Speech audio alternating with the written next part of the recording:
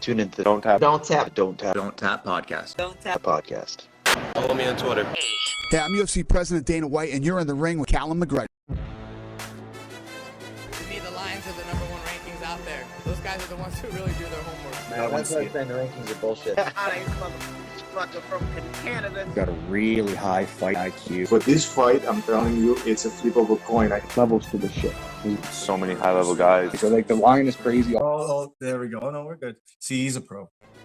UFC fight nights, UFC Kansas City. So now we're getting fight nights that aren't just going to always be assumed to be at the Apex, which is great. They're traveling to venues. They're going to be more crowds. And creates a little bit more of a fun atmosphere. And we can say it's a bigger cage. It's not really something that we're looking at always, a smaller cage. Does the grappler get there earlier? So this is a tricky card, man. I mean, if you look up and down it, we're here later in the week. I think a lot of people have put their takes out, one way or the other, but there's a minefield out there. A lot of these are maybe tighter lines than they should be. And it's definitely interesting, or definitely they're tighter lines than they are, actually. Sorry. But what is your feel going into this card, man? Or this one, you have some sharp spots already. I know that we're on some similar spots already out of the gate. Yeah, man. Like, obviously we're gonna get into this in a second. It's definitely a little bit of a dicey card. There's a lot of 50-50 fights, but with these 50-50 fights, man, you can always find an angle. You can find an over. You can find an under. Just you're getting closer line fights, and that's good for us too, man. Because as we saw last week, lots of chalky spots, lots of underdogs cashing. So it's always better to be on a minus 120 to minus 170 than get crushed by a minus 230, which didn't add a lot of value to what you were trying to produce. For sure. And I wanted to, before we dive in, I just wanted to highlight a couple of our sponsors. Of course, we're back with BetStamp. So BetStamp is definitely an app I want you guys all to check out. It's a great community. Download the app using promo code Donttap, DONTTAP. The BetStamp app is going to allow you to be able to check the line history to see exactly where the lines have flipped. Tanner Boser normally, it was actually a little more plus money before. You can see that the line has actually moved. It sort of gives you that line value change. And then also on top of that too, it's just a community where you can actually bounce your bets off other bettors as well too. They have a great Discord community as well too. And if you want to line shop, that's the biggest thing, to be able to line shop and look to see where the best lines are. It's the best way to build your parlays. Instead of sacrificing by adding a fourth leg or a third leg, really stick to a 2-leg. Don't add that third leg. Find better value, maybe a little bit shocky, but still it's better to go that route. Find better value, less legs if you're going to parlay. So for that one, that is one of our sponsors. Another sponsor that we have that we just brought on board and are really excited to be a part of is a farm out of Ontario, out of Innisfil, and a very modernized approach. They're doing deliveries through their websites and delivering out boxes. So we have Dempsey's Farms, ethically raised animals, you name it, they have it.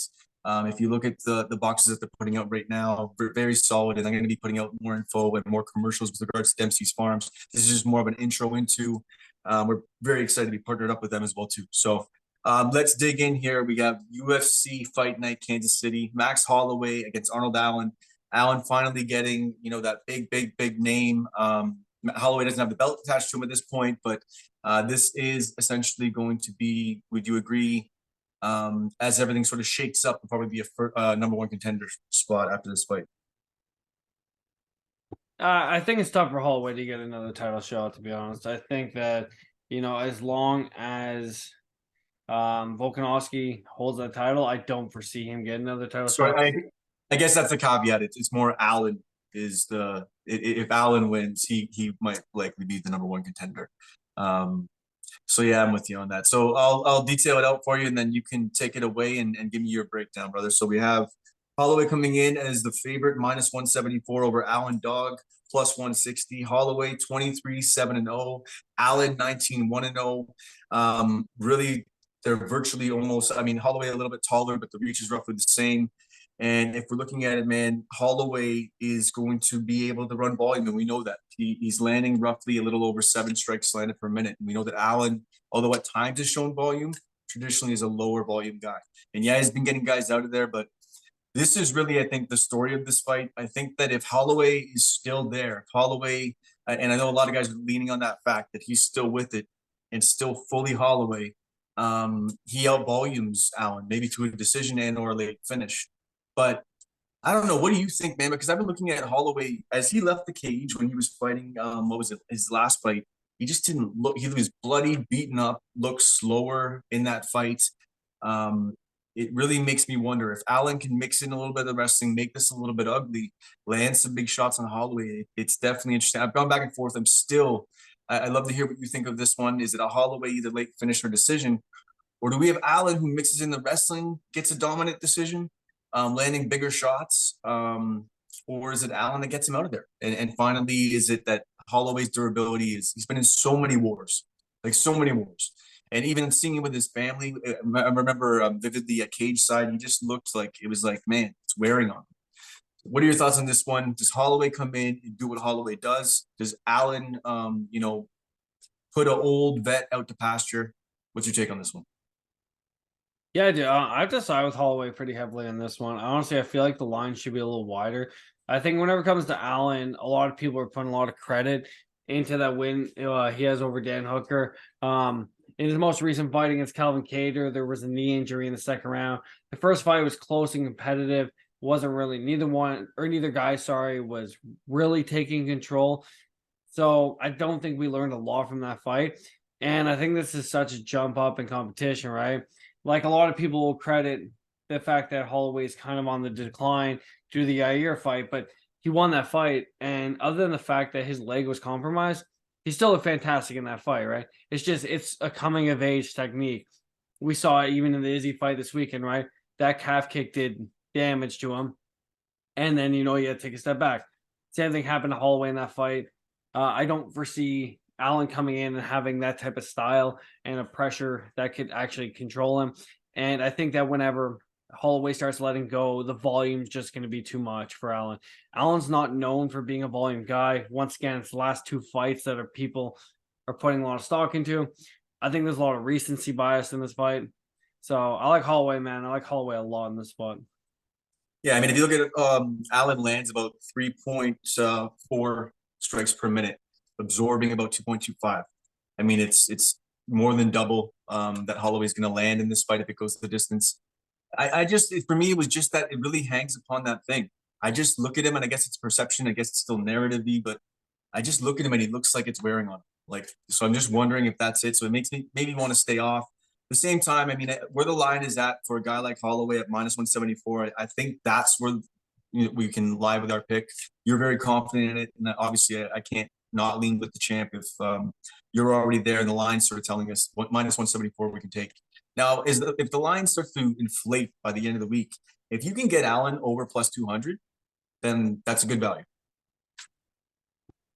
Well, next fight on it. I also should know, man. Like this is one of these fights where you're gonna get money either way from a live betting perspective, and it's gonna be one of these fights where you're gonna be able to see how the tide's changing. Like I don't foresee there being a finish in this fight. Neither guy has really been finished in their career. And they don't have the stylistic match where, like, say, they're facing a Josh Emmett where that one punch KO could really make the difference in this fight. So if you really want to tackle this from a strong betting perspective, honestly, after the first round, you're going to see how the tide's going. And really, as you're looking at it, like I'm looking at it from a narrative, is Holloway sort of faded, or is Allen going to throw more volume? And those are sort of narrative things, right? If you look at the numbers, Allen's going to throw lower volume. Holloway's going to throw bigger volume. Both guys tend to go the distance most of the time. I mean, that's where it lies, right? So we'll go Holloway likely by decision, depending on how many spots we have on the card. Next fight on the card, we have Edson Barboza coming in against Billy Quarantillo. Man, I've gone back and forth a little bit on this. Barboza coming in at the +155 dog, 22-11-0, and Quarantillo coming in at 17-4-0, the -167 favorites. I mean, this is really a case of another guy that's climbing up the ranks and another guy that's sort of falling out of the ranks. Barboza's sort of been not as durable lately, and he's been getting hit more than he's been landing. And when trying to look as dynamic and as scary, like that was the thing about him. He had a presence about him in the cage. People feared him with his striking style, and now people really aren't fearing him. They're marching him down. He doesn't do as well with pressure, right? When he can't get a little bit of room to create what he wants to create, unless he's clinching you up, there's that mid-range where Billy Quarantillo lives, that's going to be a little bit of an issue with the boxing. So definitely an interesting one here. We have 75-inch reach, which is the one thing that we look at for Barboza over Quarantillo's 70-inch reach.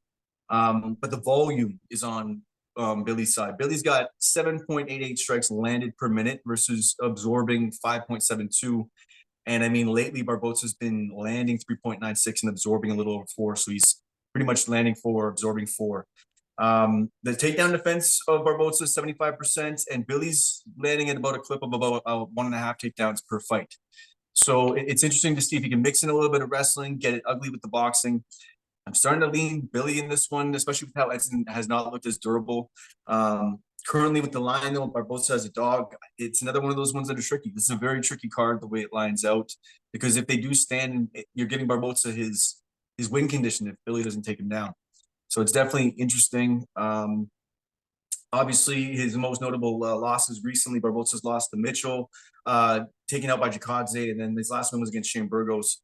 And the biggest win for Quarantillo is over Hernandez, and he also has a loss over Burgos as well too. So take it away. What's your thoughts on this one? Definitely an interesting fight. I think I'm going to lean Billy here. I think stylistically he's going to get it done with the volume and pressure. I think that's the way to do it, and that's what he's good at. So I think it's stylistically at this point in Edson's career, I think Billy's a little bit of kryptonite, man. Honestly, think that this is one of these fights where you probably shouldn't put too much stock into it. I think you kind of need to wait and see where Billy's really at. If you look at that Alexander Hernandez fight, he got the living shit kicked out of him in the first round. Like, it wasn't close. And really what saved him in that fight was Alexander having a god-awful gas tank, which he's notorious for, and just fading late. So his toughness is kind of what brought him to that point. If this fight stays standing, I do have to favor Edson in the fact that, you know, he is pretty good at implementing a good game plan. Billy isn't the type of guy that comes in with that one-punch KO power. You know, Edson's chin is questionable, so you don't necessarily need that to put him in danger in this fight. But I think this is highly versatile on how this can go. Because if Edson just sticks to the outside, pops that jab off, and kicks that leg, you know, Billy could be compromised in the first couple of minutes of this fight. He's very good with those kicks, man. That left switch kick to the body, he puts people in danger all the time with it. And it's kind of just one of these fights where I want to see where Billy's at. Like, so if I was going to bet on this fight, man, it had to be a dog or pass situation, just in the sense that I think the striking shouldn't be close. But I really want to see if this step down in competition really shows where Edson's at. And if this step up, you know, shows where Billy's kind of coming of age in his career. So there's no bet for me on this one, man. It just one of these fights I want to watch and kind of see if we're on a decline or a rise, and, you know, gauge it for the next time around. Yeah, so and the pick will be Edson, but yeah, it's no money on my end. I'm with you on the no bet situation. As far as Billy, though, I just think stylistically it's going to be a difference. But I am with you on the fact that this is sort of a step up, as someone sort of maybe potentially stepping down. The one thing I will note with Billy is he's notably went from sort of that just brawler to a little bit more measured. I think his path to victory is a lot more measured. Like, it's going to have to be like a measured pressure. So he's going to have to continue to press Barboza, but being defensively sound, and hopefully he doesn't get drawn into something. But regardless, I'm with you for not making a play on this one. I think it's going to be one that we enjoy, and just sort of see if Billy is there and if Edson truthfully is done. But this next one we do have a take on, because there's a guy that looks like he's stuck in the mud at times, but just slowly lulls his way to an explosive victory. And then we have a guy who volumes with some beautiful kickboxing, and you know, definitely he definitely beat Khalil Roundtree. So we'll dig into the next fight. We got Dustin Jacoby coming in right now, 18-6-1, the -155 favorite over Azamat Mirzakhanov, 12-0-0, the +165 dog. And I mean, Jacoby, both guys, Dana White Contender Series guys, but Jacoby seasons earlier. With Jacoby, a lot more fights in the UFC, a lot more. The strength of schedule is absolutely definitely there. He's possibly one of the most high-level kickboxers actually in the UFC, I would say. Comprehensive striker. He measures his attacks so well, measures his distance so well. For him, his path to victory really isn't going to ever be on the ground. So he's going to be, like, we usually look at decision, you know, Jacoby by decision. The volume is there that he slowly builds up towards KOs as well too, depending on his opponent. So for me, I don't know, man. Defensive takedowns. That's sort of been the issue. Is defense when it comes down to takedowns has been the problem. And if Mirzakhanov wants to actually go to wrestling, which we haven't seen at this level, that would be a path to victory, clearly. I think if Mirzakhanov wants to play this whole game at distance and slowly lower his opponent into something and then try to close that distance up against the cage, he's going to get caught. I think that Jacoby's just going to be able to piece him up, circle off the cage and touch him up. He can't play this. Like, would you agree? Like, am I crazy by saying that? Mirzakhanov, he sort of lulls guys into this slow pace, lands the big shots, then presses you up against the cage, tries to work you there. And is explosive, but I don't know what it is about him that if he was a higher pace and better cardio, I think he would be a much better fighter. I just think that Jacoby's going to be able to stay on the feet enough and land enough of the bigger shots. And I think he's going to have a little bit of a chip on his shoulder. And the one thing to note is Factory X is big in this paper, or big on this card. There's a lot of guys that are all in a camp right now. They're all like iron sharpening iron. They're all working together. So I like Jacoby heavily in this spot. He was one of our earliest plays. Jacoby, I think, likely wins the decision in this one, or at least actually maybe look at a prop 3rd round decision. Jacoby, what you taking this one? Jacoby, Mirzakhanov. Yeah, man, I'm high in Jacoby in the spot, man. I've been pretty good at picking Jacoby fights. I did pick Khalil Roundtree in the last fight. I know a lot of people are mad by the decision, but as we always say, in this game, you get good bounces, you get bad bounces. Luckily, that bounce went my way. It was a close competitive fight. But I don't think this is going to be a close competitive fight. I think with Dustin Jacoby, he's coming in with a 5-inch reach advantage. He's got a 6-inch height advantage. He's got the more experience. Like, Azmat's 12-0, but he's 12-0 against guys that aren't really the greatest level of competition. Even if you look at his UFC debut against Stephon, that he came in like a -300 favorite, and yeah, he landed that knee in the 3rd, but he was down 2 rounds coming into it. He's one of these guys that kind of needs to bully his way into a fight. We saw him able to do that against Devin Clark. Devin Clark is a type of fighter that doesn't like to get hit, and when he does, he tends to curl and just kind of lose track of his game plan. So I'm not surprised with how Azmat took that one over, but that's not what we have in Dustin Jacoby. Dustin Jacoby's a gamer. He'll get in your face, and his kickboxing record speaks for itself. He's fought the likes of guys like Alex Pereira, although obviously that did not quite go his way, but nonetheless, he's been in there in these big kickboxing fights, and that's where this fight's going to take place. I don't foresee Azmat taking him down. I think Dustin Jacoby's fought much better wrestlers, and Azmat's shown questionable cardio in the past, so I don't think it'd be smart for him to implement a heavy grappling approach. So I like Jacoby, man. I'm with you. I like Jacoby by decision. I put it out on my Instagram earlier today that it's at +200. It's a spot that I really like. I think he's just going to be able to control distance. He's one of these guys that doesn't chase the finish, although he got it, not his last fight, but the fight before. But as I said, I think he kicks that leg, man, pops that jab, and circles that cage for the better part of 3 rounds. Well, I mean, I know that we always reference Jacoby's kickboxing record, but he's at a point now that his MMA record is the relevant thing, man. I mean, KO round 1 over Daniel Jung, wins a decision over Mikhail Olajaychuk, and then a decision over Maxim Grishin. These are notable wins, man. The guy's done it. He's grinded against wrestlers. He has been taken down, but been able to make it work. And I think that the chip on his shoulder is going to be the difference. He's going to land volume and maybe get Mirzakhanov out of there late. This could be, there's a bunch of live betting. A lot of people are talking about it. There's a lot of live betting scenarios because there's a lot of guys that are round 1, go get it. That's going to be their win condition. And if they don't get it, their opponents are going to be the bet on the other side of it. So definitely high in Jacoby. We already have Jacoby and Tanner Boser in a parlay as a 2-piece. Earlier in the week, we got Tanner at plus money. So definitely high on him. So next we will move on to Tanner Boser, Ian Cutelaba. This one definitely pretty much a storyline that everybody is looking at. Ian Cutelaba fights roll one way, and that's pretty much it. I'm confused by the line. I think the line is pretty much built in based on takedowns. I don't think it's built on anything else. Because if you look at it, Ian Cutelaba has won what?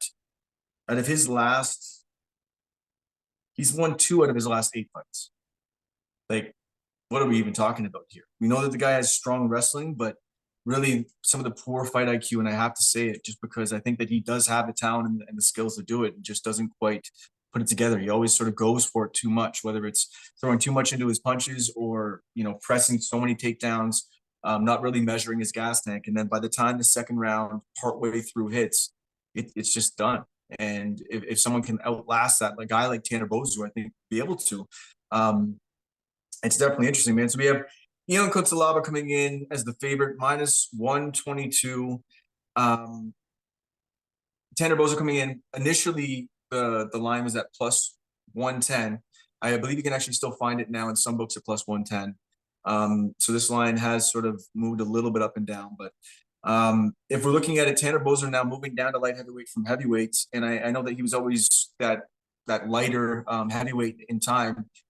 He looks good, man. I know that it was actually you that sent the picture, and I noticed it and then checked out the Instagram. He looks ripped for this fight. He looks in really good shape for this fight. His cardio is already pretty decent. I think if he can, you know, he's probably gonna get taken down in the first round. If he can sort of stay away from trouble and get back to his feet, or even sort of throw away around, I don't want to say it, I think he handily picks Cutelaba apart for 2 rounds easily and wins the decision. If not, gets him out late because Cutelaba just gasses. And I know that's narrative, but I mean, it's sort of narrative based on stat now. So this is pretty simple for me. I hit Tanner Boser while the pay-per-view was on, before Adesanya had actually won, because that just seemed to be the spot where the line was a little bit off. And that is going to be one of our plays of the week, likely. What's your take on this, Tanner Boser, Ion Cutelaba? Yeah, I have to agree, man. Like, I hate Tanner Boser plus 110 too. And you still get the lineup on DraftKings right now. I think that's one of these fights though that you're gonna see a lot in the first round. I got a greasy play on this one, man. I got Tanner Boser by submission at plus 1800, just because, like, you know, Eon's gonna land those subs. Tanner Boser is one of these guys, man. He's very well rounded in that sense. He has a couple submissions earlier in his career, and that just gives me the take that, you know, it's something that he can still use in his arsenal. It just hasn't been something that's been implemented well at heavyweight. You don't see a lot of rear naked chokes and stuff like that. Heavyweight, big, greasy guys get on top of each other. Choke doesn't come that easily. But as he moves down, man, you know, the strength, the power is going to be there. You know, if he's on the ground, Ion Cutelaba's gas, and that neck presents itself, I think it's something he's going to be able to snatch up. Obviously, at plus 1800, you know what you're getting yourself into by betting these types of lines. But I do believe that Ion will get the takedowns, and I believe that he'll probably gas after the first round. But he's going to shoot radically because that's what he does. You know, he's one of these guys that if he's going to win this fight, man, if you're on the Ion side, you bet him and you bet under 1.5 because that's his win condition. Because if this gets extended at all, then he's going to start to gas. Somebody like Tanner Boser has shown good cardio fighting up a weight class, you know. Just how is he going to look now, man? As you pointed out, you check his Instagram, the dude's looking ripped. He's taking this very seriously. I think he was tired of getting kind of laid on. You look at his fight against Nascimento up at heavyweight, guy literally did nothing. Laid on top of him for the better part of 15 minutes. It was a very boring fight. Nobody was entertained. But with him being on the lighter scale of the heavyweights, he's mentioned, if you listen to his interviews, that discipline's just been an issue. You know, there was an interview, I can't recall who it was with, but he's going on about how, you know, the guy asked him, said, you know, how'd you lose this weight? How'd you get this thing? He said, I just did it. Because it's just a mentality thing. You know, I said the guy looks ripped now. I think he's going into this. I think he sees openings at light heavyweight. And maybe I'm talking him up too much, but I think he wants to be a contender. And I think we'll find out a lot in this fight. And if he gets a win over a guy like Cutelaba, who's got a reputable name, I think it will just kind of push him into that, you know, top 10, top 15 range. So Ion Cutelaba, second round, starts to shoot his 12th shot for a takedown and sloppily misses it, and Boser snatches up a neck submission second round. Plus 1800. Interesting, but I mean, even if it, you know, that could be a prop play definitely, and we'll make that the fun submission play of the week potentially. But if you look at it, after that sort of scenario happens where that shot is missed, that first shot that gets missed, and it could happen earlier than we think, that's when the fight will start to shift. And I think that once he starts to miss a couple in a row, he's just going to start to gas. And I think that what you'll likely see is Boser actually just tag him up on the feet, using his footwork and just piecing him up potentially for a decision. If not, a late finish, but I do like the submission, and I definitely could see it. So we'll move on to the next fight on the card. We have Pedro Munoz coming in against Chris Gutierrez. Pedro Munoz could be had. He's the dog at plus 180, 19-7-0. Chris Gutierrez, 19-3-2, favorite at minus 200. And this is an interesting one because I almost feel like these guys are similar in a way that, I mean, damaging styles when it comes to their leg kicks. They utilize their legs pretty well. Gutierrez, obviously a little bit higher volume. But one guy's sort of on the slide, one guy's on the rise, which always falls into the thing where you're stuck between, is it momentum moving up and momentum moving down, or is it strength of schedule of the guy that's sliding a bit that's still going to sway in this fight? Is Munoz strength of schedule going to play out in this one for him, or is Gutierrez going to be able to out volume Munoz and actually land the more damaging leg kicks, immobilizing him as well? I'll let you take this one away, and I will follow you on this one. Yeah, well, this is one of these fights on the card, man, where it's just kind of greasy, right? You know, a big coming of age fight. Look at Gutierrez, man; he's very good, as you point out with the leg kicks. It's going to be a battle of the leg kicks. He's very good at slipping and moving and stuff like that.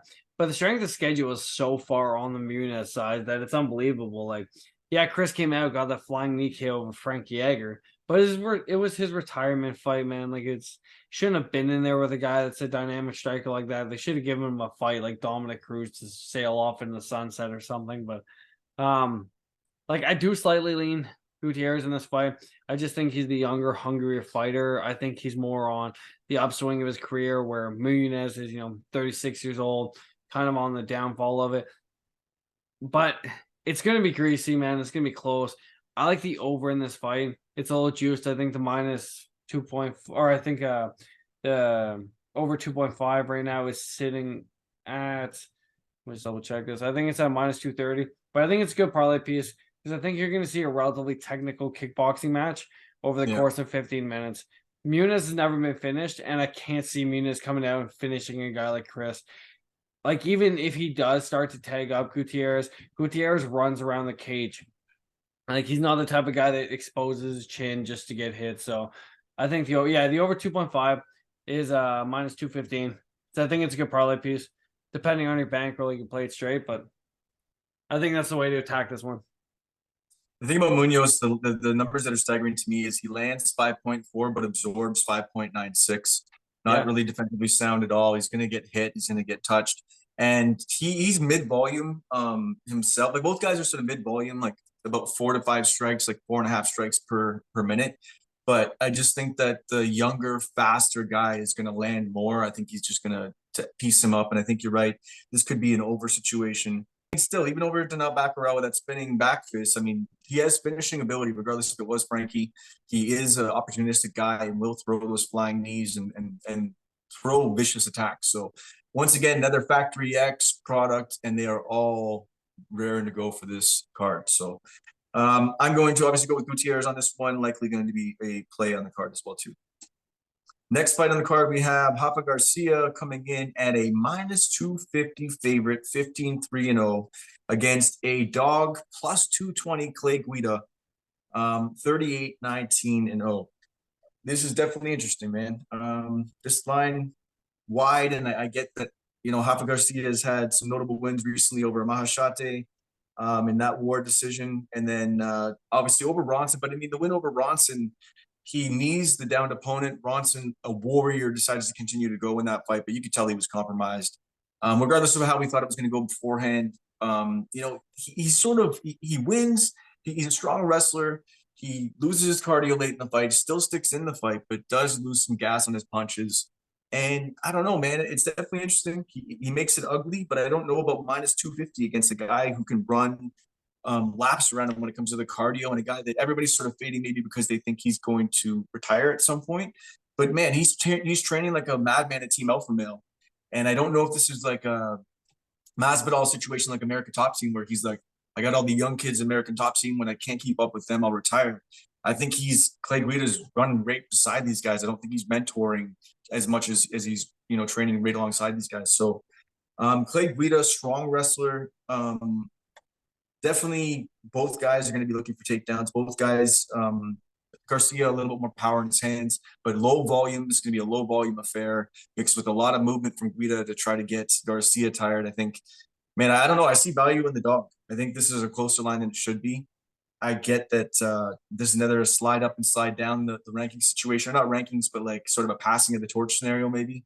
But I like Guida in this as the dog, man. I think, I don't know. What you take of this one? I think his wins over Holtzman still holds pretty decently. I know he's had some losses against Puelas. What you take on this one? I think it's another one of these greasy fights, man. I said you're gonna hear that a lot on this card. I think the problem with this fight is that Guida wins minutes with judges that he doesn't necessarily deserve. And I'm a diehard Guida fan. Like his fight against, oh my god, I'm gonna fuck this up now. His fight against Diego Sanchez, I still watch probably on like a monthly basis. Like he's just an absolute gamer, one of my favorite guys. But the reality is 41 years old. And although he's going to be competitive in this fight, I just feel like Rafa being like 28 is somebody who's, once again, like, there's a lot of these fights, man, a lot of coming of age fights. That's how they kind of set up this card. A lot of old guys facing newer guys coming up. And it speaks volumes in this one because I said, like, Rafa, my issue with Rafa is the punching power. Like, Guida's going to be competitive and he's probably going to land more volume, but the punches that are going to come back his way are going to be a lot heavier. I think the best way to attack this fight, like I said in the other one, man, is bet the over. Over 2.5 is minus 210. Once again, it's it's better than laying the chalk at minus 260. I think if you're gonna play Guida, I think you just go straight for the decision prop. I don't foresee a world where he's gonna finish Rafa, and then you're gonna get yourself up to like plus 330 on him. Yeah, I don't know if I would do that, man, because I mean, a banana peel happens and then I overextended myself. That's all I'm saying, right? I think the value is already there if you're going to look Guida anyways at plus 220, but I get it trying to juice from work because there's a higher probability of just be a decision, split decision, gets the judge nod. I might be leading that one and have to go solo on it, but I may make that a dog play. I think if the line gets a little bit wider, I think I may have to hammer it. So. Yeah, so looking at this right now, so just once again, just getting greasy theory here, and I'm sure other people have mentioned this. Clay Guida by split or majority decision is plus 1100. And at the end of the day, we know Clay Guida is not going to win the first round, and he's probably not going to win a good portion of the second round. But Rafa Garcia gasses in a lot of this fight. So Clay Guida could look like a world beater in the third round. I'm just saying. You like these plus money spots, plus 1100. I'm just saying. After last week, I'm a little gun shy. I'll be straight with you. I'm not overextending myself this week. If I think I get plus money there, I'm not even looking at splits, man. I wouldn't even We're look just trying to make them units, man. We're just gotta keep it simple. Discipline is what makes you money. Plus 1100s, they're fun. Last week pissed me off. I'll be straight up. So I'm plus 1100 is what you throw your fucking Tim Hortons money on it. For sure. Okay, so next fight on the card, we have Bill Algeo coming in against TJ Brown. Bill Algeo, 16-7-0, the minus 182 favorite coming in against TJ Brown. The dog could be had at plus 165, 17-9-0. This is going to be a case of a guy who has a better gas tank, a little bit cleaner striking, one that comes in a little bit more KO or bust in the beginning or explosive or bust in the beginning. But I was looking at a couple of things on TJ Brown's page and where he's been training and what he's been doing. It's definitely interesting. I will let you take this one away because TJ Brown's been training in Mexico and doing a lot of Muay Thai up there. But I'll let you take this one away and I'll follow up. TJ Brown, Bill Algeo. Who wins this one? This fight's been honestly fucking with me all week. I'm not going to lie. Like, I watched tape on these guys back and forth and back and forth. And I'm just going to lean TJ Brown. Like, I'm just going to go with it because every single time I come and I watch biology, I'm like, oh, fuck, this guy gets taken down a fair bit. But then I watch TJ Brown, I'm like, dude, this guy screws me every single time I bet on him, whether it's for him or against him. But we're going to take another stab at it. I'm going to go TJ Brown. I think at the end of the day, he's going to be able to land takedowns with Algeo. Algeo is a guy that can be complacent on his back. And although he's able to get up and go for submissions, TJ Brown is a guy that's going to be live as shit for the first round and a half. The biggest issue he has been cardio. That's kind of been the downfall of his career and having bad fight IQ. So hopefully with his new training regimen, he comes in this fight, takes it a little bit more seriously. I don't know how many more opportunities the UFC is going to give him. So I'm going to take TJ Brown to ride out a greasy decision. Okay. Yeah, I'm sort of leaning with you, man. I think the violence of TJ Brown, the Muay Thai style, he does have a strong wrestling base. The takedowns are there. He's looking at like almost 4 takedowns a fight. I get that that's sort of gassed him. So I think even if he cuts his takedowns in this fight down a little bit, leans into the Muay Thai a little bit more, which that seemed to be what the camp has strictly been. He's just been doing Muay Thai in Mexico. That's sort of been his focus, his main focus. I just like what I see with it. I think that at plus 165, this might be the podcast or the podcast dog of the week. I just think he does have athleticism. He just has to measure it better. Hopefully his coaches can help work that with him and they've worked that into his training camp. But I just think his style is going to be able to land on LJO. LJO likes to run that sort of side stance karate style. He wants to really run that distance, point you, hit you. People talk about his submission skills, but we haven't really seen anything that tells us that there's anything scary about it. He's used it to sort of get himself out of situations at points, but you're right, he does sort of accept the bottom, but he's not aggressive with anything that he's doing. So it's like he's accepting his guard, but doesn't really have a great guard as far as attacks. So there's definitely could be a TJ Brown spot. And I think that for the levels that we're at with as far as LJO, I think that why not? I think we'll go plus 165 TJ Brown, potentially the podcast dog of the week. Next fight on the card, we have Matus Nicolau, 19-3-1, current line, best bet, minus 204 favorite. Coming in against Brandon Roybal of Factory X, 14-6-0, plus 180 dog. And right now, I mean, Brandon Roybal, always known as the dog. Really, as far as the value and even the way he fights, the guy tries to bring chaos, and I know he's trying to slip away from that. I know that he wants to bring, more measured attack into the octagon. I just don't know if this is the fight to do it. I think to try to bring a measured attack against a guy who's so tactical in Matus Nicolau, and a guy who is so measured in his attack, the high fight IQ of Nicolau. I mean, wins over Matt Schnell, David Dvorak, Tim Elliott, Manal Kopp. The guy is on a streak since 2018. Death taxes and the way he strikes, he lands very clean, defensively sound. The biggest thing that I think that the path to victory for Roybal has to be the pressure. He's going to have to pressure, bring the chaos that he doesn't want to actually bring now in his game plans. And he's going to actually have to force Nicolau sort of out of his comfort zone, onto his back foot. And really with that high shell is going to have to be something he's going to have to implement, because Roybal is probably going to get hit in order to land. But I'm leaning Nicolau in this one. Just a quick breakdown, but I think Nicolau definitely lands when he wants to. I think probably wins a decision. And I mean, Roybal is always there as potentially a live dog, but Nicolau definitely the side here for me. Yeah, I have to agree, man. Listen, Nicolau is one of these guys, man. He's just super technical. It's not a stylistic fight that favors Roybal. Roybal likes fights where people are able to, engage in a firefight with him and give him that type of war. Nicolau, I said, he's just going to be too technically sound. He's going to pop that jab, kick the leg. He may even be able to land takedowns if he wanted to, probably avoids the ground game, but he's just one of these guys, man. There's a reason why he's on such a long fight win streak. And it's because, man, this guy's been straight from the path, doesn't chase finishes. He's just one of these guys, man. He's just calm, cool, collected. I think I agree with you that he probably rides this one out to a decision. Okay, next fight on the card, we have Zach Cummings, 24-7-0, coming up against Ed Herman, 27-15-0. And I mean, for me, this is what they might call on Pub Sports Radio a backwood. This is a fight that I'm going to stay off completely. We have a guy in Ed Herman who I love to watch fight in the past, but potentially, is retiring in this fight, I hope. And I don't think that Shorefuse should be in the cage anymore. I think as a fan, I can say that. I don't need to be a fighter or be, professional breakdowns.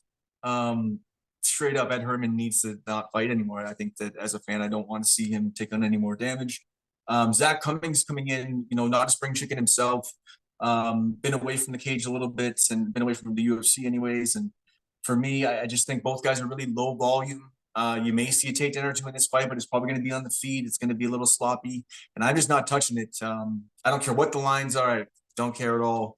I do not eat green eggs and ham. Sam, I am. I'm staying off this motherfucker. What's your take on this one? Yeah, I agree with you, man. The biggest part of this game is picking spots, and this is one of these fights where you don't know what the hell is going to happen. Like, you're going to chalk minus 235 on Zach Cummings. And then in reality, Ed Herman come out and bust him up in the first round. Like his two guys, middle age, way towards the end of their career. Aside with Zach Cummings, man, but at the end of the day, man, this fight would never see my money. So I don't even really got much of a breakdown for it, man. It's just both these guys are at the end. They're gonna retire soon. I wouldn't touch it. Sounds good. We move on. Next fight on the card, we have Jillian Robertson, 11-7-0, the -108 favorite, fighting out of the Goat Shed. Pierre Rodriguez coming in at 9-0-0. Current line can be had dog +110.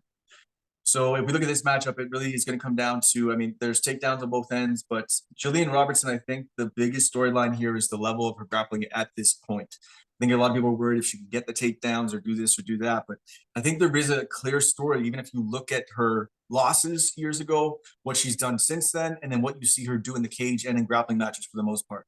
So right now, Jillian Robertson is the favorite, and I think rightfully so. Her notable wins most recently over Agapova, a little while ago against Cachoeira, but both rear naked choke wins.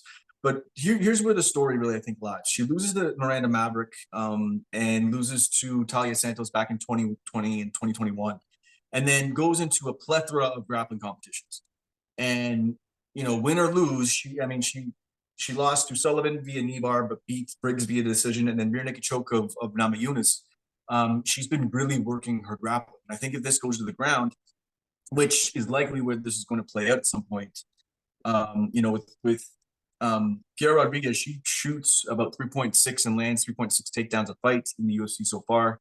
And I don't think Robertson is going to need to have crazy wrestling to get this to the ground. I think this could get sloppy up against the cage and it's going to fall to the ground. I think that there's multiple ways it does get to the ground. And I think when she gets there, although Rodriguez jiu-jitsu game is just top-notch as well too, I think that there's levels to this right now.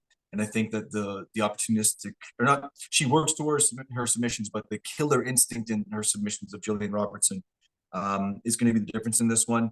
Am I going to necessarily go to the window on this one? I don't know. I may just play the sub on this one, or if you can find a rear naked choke, it seems to be her go-to. But I don't know if I'm going to go Jillian Robertson as my pick. I may not make a play on this one, though. What's your take on this one? Robertson, Rodriguez coming in, obviously, 77% takedown defense is one thing that we want to look at. And I know Robertson is not quite landing the takedowns that she needs to. So definitely interesting. Take it away. Pierre Rodriguez, Jillian Robertson. Yeah, I'm gonna take Pierre Rodriguez in this one, man. I think with Jillian Robertson, I think she's one of these girls that gets a lot of hype, but I feel like a lot of the fights she wins are kind of given to her in the sense that, like, these people fall, or as you like to say, slip on a banana peel. She gets these late subs. Like, there's not a part of her game that I've seen drastically improve. And although you do say, she's done all these grappling competitions and stuff like this, I just think Pierre Rodriguez is going to be the stronger fighter. I think she has better striking. And I think the grappling's going to be close. That being said, they're giving me -125 on an over 2.5. So that's probably would be my play on the fight, because that's the least chalk I've seen on a women's MMA fight in a long time. And that's due to Robertson's submission skills and finishing it. But I don't know if she's not going to, if she were to finish it and I'm right on my end, I don't think it would be early. So I do like that play. I think it would be a late finish. These girls are grinding out a crazy fight. But yeah, I think I get what you're saying, and I think that's why it's sort of a pick 'em. It could go back and forth. I mean, if you look at Rodriguez, her strength of schedule, Sam Hughes, Kay Hansen, and Machado, all the unanimous decision wins. So a good showing of herself at this level. One obviously being an Invicta, but I see what you're seeing. I just think that now Robertson's submission game is just that good, and I see the problems with getting it to there. But I think there's going to be opportunities, and I think that she's going to be able to win either via submission or some control time. So, but either way, it's a stay off for me, but I do like that over. Next fight on the card, we have Lando Venata. Record is 12-6-2, coming in as dog +112. Daniel Zellhuber coming in at 12-1-0 and a -122 favored. I mean, this line, if the story would have went the way everybody thought when this guy burst on the scene, and I'm talking about Daniel Zellhuber, this would be a very wide line right now. and with what happened in his last fight, I just don't get it. And this is really the story of the fight right here. Zellhuber threw 115 strikes against Lucas Almeida. And then he goes up against Trey Ogden and throws 52. And I get Ogden with the threat of the takedown, but 52 strikes, didn't look like himself in that fight. Looked completely like it wasn't even, I don't know. I think that if Zellhuber learns from his last fight, he's going to come out and ride this one, man. I think although Venata really a dynamic striker, a vet, been around for some time, has some takedowns in his back pocket, which I think he may have to try to, at least show as a threat. But really is the dynamic striker. I just think that when he throws his spins, I think Zellhuber is going to probably time those, probably work for some takedowns, being a little bit bigger. I don't know, but for me, man, it's a 6-inch reach. I think that is going to play pretty huge. I think Zellhuber, if he feels a little bit of success early, he's just going to start to tag Lando. But it's going to be a fun fight to watch, maybe a performance of the night.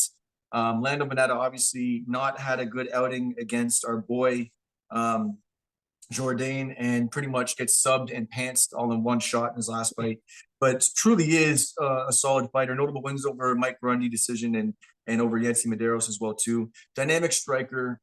He has all the pieces, but at the same time, it's like this is an older cat against a younger cat, and I'm gonna go with the younger cat, relatively younger cat, and Daniel Zellhuber. I think he's gonna have a bounce back. I think he really is that solid fighter. I just think he had a bad outing for whatever reason in his last fight. So give me Daniel Zellhuber as the favorite, but I'm not putting anything near this fight because it may go the distance. So I'm not touching the over under. I'm not touching officially a pick. Yeah, honestly, I like Daniel Zellhuber a lot in this spot, man. I think the line is kind of obscene for what it's at, and you touched on that as well. It could be due to his last performance, but his striking is so much better than Lando's. And, Lando may have a threat of a takedown coming his way, but I don't think so. Zellhuber is going to have like a 6-inch reach advantage, and I think he's just going to piece him up over 15 minutes. I think he's going to be a little bit cautious coming in, given what happened in his last fight, because he does have a lot of hype. He only has one loss on his record, and excuse me, this is one of these fights, where you kind of learn a lot about the fighter. He's young in his career. And it's kind of like, how does he bounce back from his first loss, right? Is he going to come in here overly aggressive and overextend himself and put himself in a compromising position? I don't think so. I think this kid has potential to make it up there in this division. And as I said, I think he probably puts a beating on Lando for the better part of 15 minutes. Yeah, looks like we're on the same side of that one. We'll move on to the next fight on the card. We have Bruna Brazil coming in a debut against Denise Gomes. Bruna Brazil right now, the favorite minus 155. Denise Gomes coming in on the other side at plus 165 $. So if we're looking at these ladies, we have, I think this is a pretty clear win for me.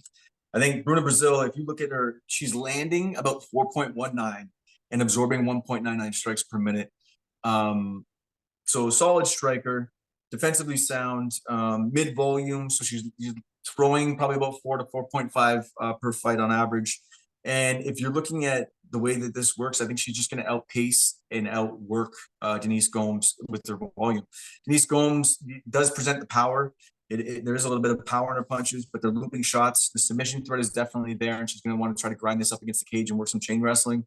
I just think Bruna Brazil rides all day in this. I think Bruna Brazil by decision. That's my play on this one. I think, her loss to Loma Lukbumi did not look good for Denise Gomes. So for me, I'm with Bruna Brazil in this one, and I think that she rides. Yeah, I have to agree, man. I have to admit, I don't really have a strong take on this fight. I've seen a lot of people take Denise one way, but I do agree with you with Bruno. She's coming in off the Contender Series. She looked very good. And I think it's just kind of a high versatile fight. I think it's one of these fights, where you kind of see where she's at in the division. The line is kind of wide. She comes in about as you said, like minus 200 favorite. It's kind of greasy to put that kind of chalk on somebody that you don't really know too much about. So I think it's one of those fights you sit back, you watch, and you see. I'll take the favorite in the spot, but with no real confidence. Once again, another pick, but not a play. And I think will be reserved this week, but I'm okay with that. Pick our spots where we feel really confident and leave it, maybe throw a couple crazy We like to make props that are measured, but some crazy props that are measured out there, and we'll go from there. Next fight on the card, we have Aaron Phillips coming in against Gaston Bolanos. I mean, this is a very volatile fight in the way that Aaron Phillips hasn't fought in quite some time now. Hasn't fought since, 2020, and his record just isn't active. A lot of jokes going on out there in the Twitterverse right now, just about the fact that he's just trying to stay on the roster to get the perks of the gear, the fight gear, and the health insurance and things of this nature. Man, hasn't really had a good showing. 4 canceled bouts. He lands in his stats right now in the UFC. He's landing about 1.65 strikes per minute and absorbing 3.44. I mean, I don't really know what we're looking at with him coming in against Gaston Bolanos, who I know that is traditionally a kickboxer. I think that's sort of the angle that we're going to see Phillips look at, is try to get a takedown and work a submission, because that's the only clink in Bolanos' armor. And we're looking at Bolanos, proving kickboxer, high-level striker. He has been submitted multiple times in Bellator, but precise with his power, spinning attacks, strong lead hook, strong back hook as well too. And the biggest thing is he's going to need to keep it standing through his agility and footwork. If you're looking at the line, I mean, currently, what is the line currently sitting at for Aaron Phillips and Gaston Bolanos? Blanc sitting at a minus 195 with the return on Aaron Phillips at a plus 165. So what's the line for the violence? What's the line for the unders? So right now you have the only line that I can get is for over 2.5 is at plus 115, and under 2.5 minus 145. Under 2.5 at minus 145, I think is a play, man. I don't think it goes the distance. Like, do you see this fight going the distance? No, I don't, to be honest. Like, I think that Bolanos is going to be able to clip him early. I don't think Phelps has his head too much in this game. He hasn't been around for a while, and I feel like he's probably just fighting out his contract at this point. But as you said, both these guys, they're kind of questionable at where they're at in their career. So can you write that one down? Under 2.5. What is it? Minus 145. Okay, Phillips Bolanos. All right, that'll be a podcast play. Next fight on the card, and the first fight of the night, we have Jocelyn Edwards coming in 12-4-0. Current line could be had, dog money plus 130. Lucy Pavlova coming in at 14-7-0 and minus 133 favorite. I mean, the biggest reason why the line is what it is how Pavlova broke back in the scene after coming back off the regional scene at Octagon in her last fight and just looked like a monster. Obviously, she had a stint in the UFC before, lost to Shevchenko, Aldana, Carmouche. I mean, that's back in 2018, 2019. Can't really falter for that. But if you're looking at it, she came up against Yanan Wu and ran through her, like smashed her, took her down, smashed her.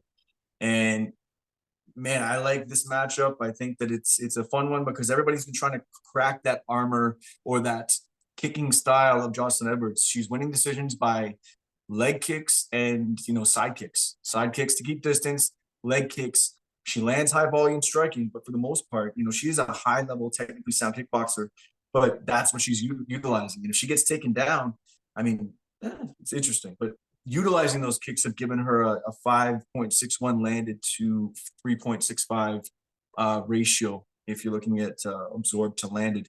So I don't know, man. I think that a lot of people are looking at Edwards as a side in this one, and I'm liking. I think Edwards. I get the idea of the dog. I get the idea of the first fight of the night, women's MMA, and her winning a greasy decision. But I still like Pavlova.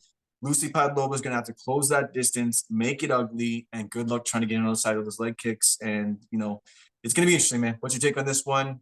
And you can't just say over 2.5. I think. Well, I don't know, man. Like, it's going to be greasy, right? Like, both these girls, they don't average takedowns.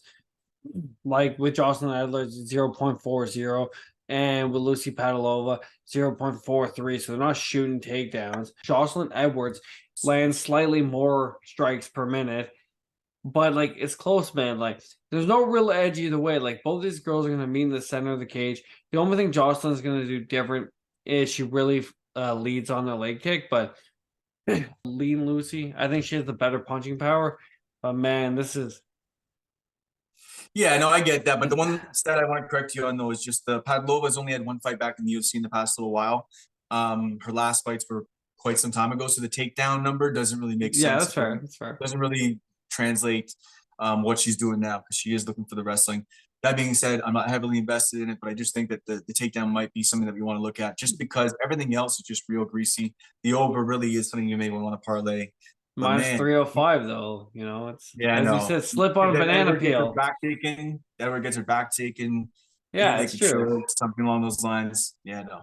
So let's go down the line and let's see what we got for the night. I know that both of us were leaning now Max Holloway, although I was back and forth on it. We'll go Max Holloway, likely over in strike numbers would be a prop I'll be looking at, probably be juiced.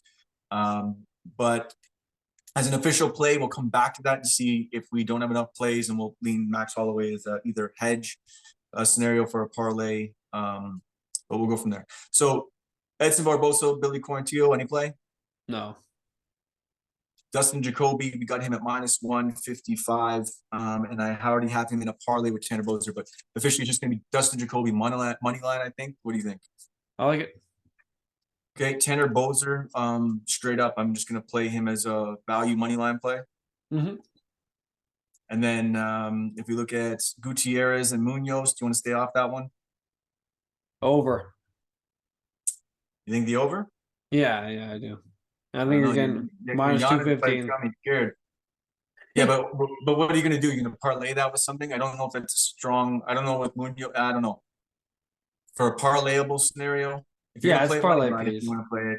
Yeah, we'll see. We'll see. I'm gun shy, bro.